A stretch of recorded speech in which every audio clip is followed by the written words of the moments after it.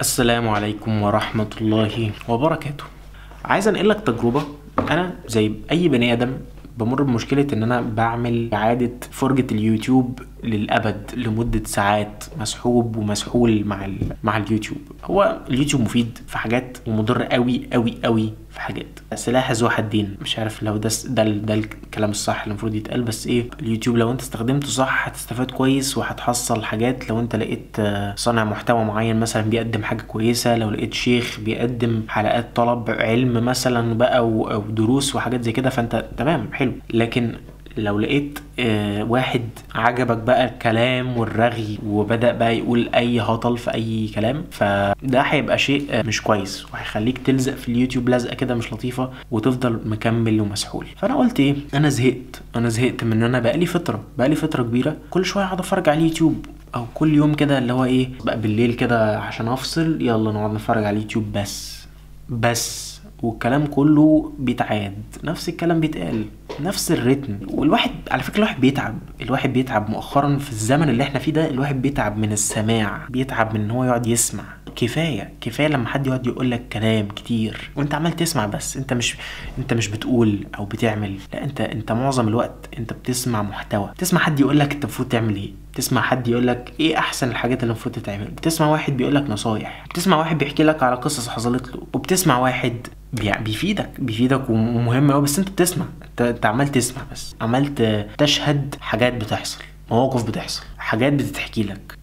بتحس بقى خلاص، هو انا ليه مش بشارك في الحاجات دي؟ انا ليه مش بتحصل لي الاكسبيرينسز؟ انا ليه مش بتحصل لي التجارب او التجربه؟ ليه انا بشاهد التجربه؟ ليه انا بسمع عن التجربه اللي مر بيها محمد او احمد او شريف او مش عارف مين؟ خلينا انا امر بتجربه بقى. ايه، زي سماعه انت دايما حاططها على ودانك ودايما دايس بلاي يلا، والسماعه دايما على ودانك وانت مش عايز تشيلها، مش عارف تشيلها، فتحس ان هو لا، محتاجين نشيل بقى السماعه دي وندوس خلاص. وقف الفيديو، وقف الحاجه اللي دايما شغاله دايما في الباك جراوند، وخلينا نتنفس، ناخد نفس عميق ونفهم ان هو ايه.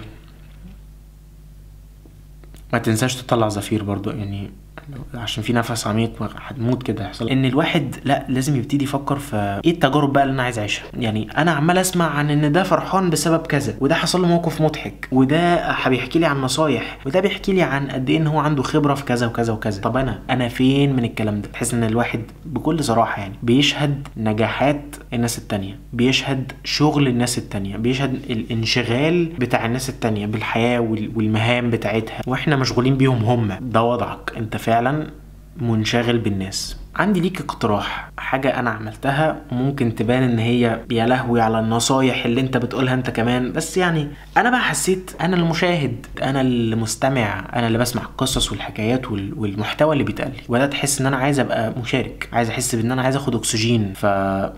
اللي حصل امبارح، كنت خلاص يعني قريب من ميعاد نومي، يعني مفيش فاضل ربع ساعه واخش انام. لقيت نفسي كده ايه، ده قاعد بتفرج، رحت سبت التابلت، عملت بوز للفيديو وقمت، والنور مطفي اصلا او النور خفيف قوي. يعني تخيل كده اللي هو ايه، انا النور مطفي وانا واقف مثلا في نص الاوضه اللي هو في نور خافت خالص، واقف كده محمر في الضلمه، في عين مطفيه اصلا والعين التانية مفتحه بالعافيه، وواقف كده عندي همه واراده وعزيمه ان انا زهقت، عايز اغير حياتي. اللي هي تيبيكال بقى ان انت شاب عايز يغير حياته ويلعب 10,000 ضغط بالليل على الساعه 12 بالليل. انا زهقت. انا عارف ان الدنيا لسه مظلمه، بس انا كنت واقف كده في نص الاوضه، تعال نجيب كراسه ونكتب حاجه بقى، اكتب اي حاجه. وبعدين فتحت النور الحمد لله ولقيت كراسه ولقيت قلم، وقلت اكتب، قلت ادون، قلت اعمل العاده بتاعت التدوين اللي هي الكتابه الحره. تقعد تكتب اللي حصل لك النهارده، تقدر تكتب عن مشاعرك، تقدر تكتب عن الحاجه اللي انت عايز تعملها، تكتب عن نفسك من الاخر. كانت كراسه كده جديده، فاول صفحه مليتها، وهي مش كراسه كبيره، يعني هي كراسه يعني قد ايدي، حاجه كده خفيفه خالص. يعني كتبت صفحتين ونص. حسيت ان هي فعلا ساعدتني، الحمد لله. يعني الحمد لله ان هي الاكتيفيتي دي كانت سبب من الاسباب اللي ربنا وفقني ان انا اخدها، ان انا اعرف اتغير شويه، اخد كده مومنتم، ان انا اعرف اخد دفعه، اني اكتب مشاعر مهمه، اكتب حاجات انا سمعتها وعايز اقولها وانقلها. يعني سبحان الله جت الساعه كام، حاجه كده على الفجر، فاهم انت اللي هو انا بالليل قوي، بس فعلا كانت حاجه مهمه. يعني ساعدتني حتى في ان انا عارف انت لحظه الاندفاع دي، لحظه التلقائيه، اللي هو انا متعود دايما عندي روتين خاص بتاعي اللي هو بتاع الراحه، الكومفورت زون ده ما اقدرش اخرج منه، معلش ده وقت اليوتيوب ووقت الراحه وقت الانتخه، ازاي لا، قلت اكسر الروتين الجميل اللي انا عامله لنفسي ده اللي هو بعاني منه، وقلت تعالى نجيب الكراسه ونكتب حاجه، تعالى نتحرك. بس مش بقول لك تعالى نعمل بروجكت، تعالى نعمل مشروع، لا انا بقول لك تعالى نعمل حاجه، تعالى نكتب. ولما كتبت امبارح كتبت عن الافكار اللي انا عايز انفذها، كتبت عن الحاجات اللي انا عايز اعملها في حياتي، اتكلمت عن الدوافع بتاعتي. يعني فاهم انت، كلام عميق يعني ده يعني برضو مش بيحصل كده والله بجد، بس هي ايه، هل وصلت لحاجه بقى تحفه في الاخر، ويعني وصلت لفكره مهمه وفكره جامده لا، يعني كلام كده تحس ان انا بس ببني قواعد، حتى قواعد مش صح، حتى كان قواعد بنيها برضو متلعبكه، بس بنيت حاجه. يعني بدل ما انا قاعد فاضي كده لا، عملت حاجه. تحس ان انا ايه، يعني قبل كده مشاهده اليوتيوب ومشاهده الناس ومشاهده كلام الناس، تحس ان هو كان ايه، زي عباره عن العاب ناريه بعيده كده بتحصل، حاجات بتفرقع وانفجارات ومش عارف ايه والوان وليله، وانت قاعد بتتفرج بس من بعيد كده. لكن تحس انت لما كتبت، طلعت الكراسه وكتبت افكار ومش عارف، تحس انت قربت من ان انت تقدر تشارك في اي تجربه في الحياه، انك تحس بحاجه، انك تقدر تضيف حاجه، انك تقدر تقول حاجه بدل ما انت عمال تسمع. انت ممكن تقول ان انت ممكن تعمل تجربه، مجرد بس من ان انت تحاول تاخد خطوه، تحاول عارف اطلع بس بره الزون اللي انت فيها دي، وهتشوف حاجات تانية غير الراحه، هتشوف حاجات تانية غير الاستماع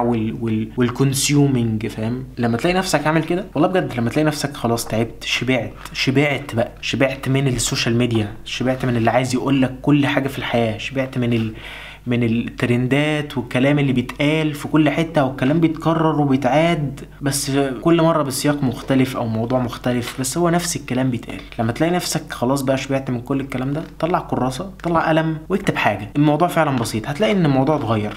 يعني لو انت اتكلمت حتى عن التغيير اللي انت عايز تعمله في حياتك، اديك انت اهو بتحطه على ورقه، بتعمل خطه، بتقول انا عايز اتغير، بدل ما انت بتبقى قاعد كده نفسك بس خلاص بقى هنعمل ايه، ما انا قاعد في الكومفورت زون. وحاسس ان الحمد لله ان هي ساعدتني ان انا اصور فيديو اصلا، عشان بقالي فتره ما صورتش، عشان برضو انا مش عايز انقل لك تجربه ان انا الجامد تنين اللي اوعى لا، حتى لو انا في المشكله بحاول انقل لك ان انا بحاول احلها. انا شايف ان على الاقل ده هيفيدك، وده شيء مهم، مش ان انا انقل لك التجربه الواو ده انا كسرت الدنيا، ده انا ناجح وحققت نجاح 100%، نجاح ساحق غير طبيعي. مش لازم الموضوع يبقى كده. انا شايف حتى لو انا في المشكله اصلا ومتعصب جواها كمان ومش لاقي حل، بس عندي شويه افكار لحلول، ليه ما اقولش حاجه زي كده؟ ليه ما احاولش اتحرك؟ حتى مهم قوي انك تتحرك، مهم قوي انك تاخد الكراسه والقلم وتكتب حاجه. فحتى لما كتبت حاجه كده، حسيت النهارده ان انا الفلوج اللي انا عملته ده بسبب ان انا طلعت بره الكومفورت زون امبارح، فالنهارده برضو اقدر اطلع من الكومفورت زون زي ما انا طلعت سبحان الله بان انا يعني كتبت شويه حاجات كده، كراسه وقلم ومش عارف ايه. لا، طلعت المره دي بان انا صورت حاجه، ودي حاجه بالنسبه لي نجاح. هو ممكن يكون نجاح صغير بالنسبه للناس، بس هو نجاح. هو في الاخر ده نجاح، انك تحاول تخرج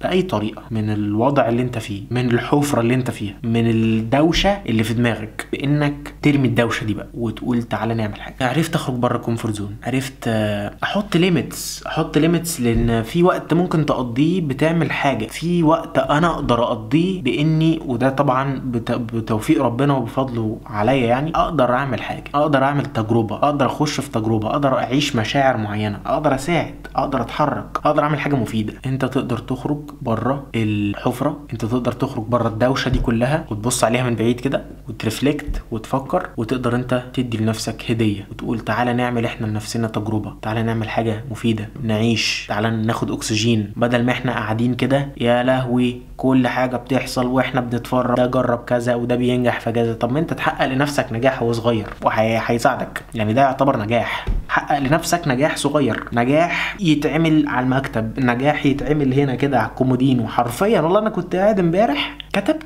كتبت تدوين كده ربع ساعة، يعني ربع ساعة، ودخلت نمت، قفلته عشان خلاص انا عينيا بتقفل، يلا ننام بس. وشوف الحاجة اللي انت ممكن تعملها، مش شرط الورقة والقلم، شوف الحركة اللي انت تقدر تاخدها. عايز تروح الجيم، طب ما قبل ما تروح الجيم ما تنزل تتمشى، يعني انا نفسي اروح الجيم، بس انت خلاص، ما انت دخلت في اللعبكه. لما الدنيا هتلعبك معاك كده خلاص، انا نفسي والامال والاحلام، وانت عارف ان انت كل ما تحاول بتفشل، ما بتروحش.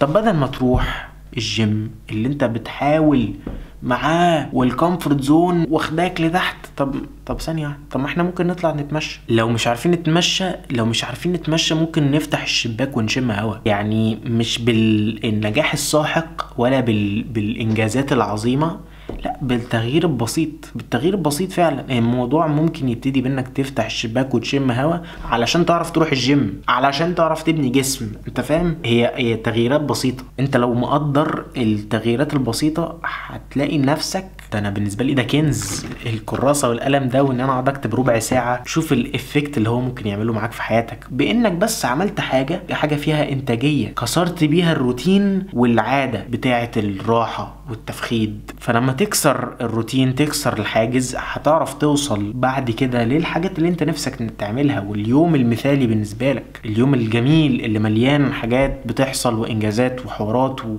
وفي دفعة ومومنتم بقى، هتوصل ليه بس بالستيبس. فاهم؟ بس كده عشان برضو خلص لك وفنش لك كل الكلام اللي انا بقوله ده. الفلوج ده خد تصوير وقت طويل، كلام كتير برضو في دماغي مش مترتب، ونفسي ارجع تاني لعادة ان انا اقعد اكتب للفيديوهات اكتر وارتب لها، علشان الكلام يطلع بسرعة ويطلع كويس مترتب وما يتعبنيش في المونتاج. بس قلت لا، هو الكلام هيطلع من القلب. انا مش عايز اقعد بقى دلوقتي ااجل بقى الفيديو واللحظة اللي انا فيها دي بان انا اقعد اكتب، فقلت اقول يعني وخلاص. بس كده، اشوفكم المرة الجاية في فلوج جديد او فيديو جديد. بس كده، سلام عليكم.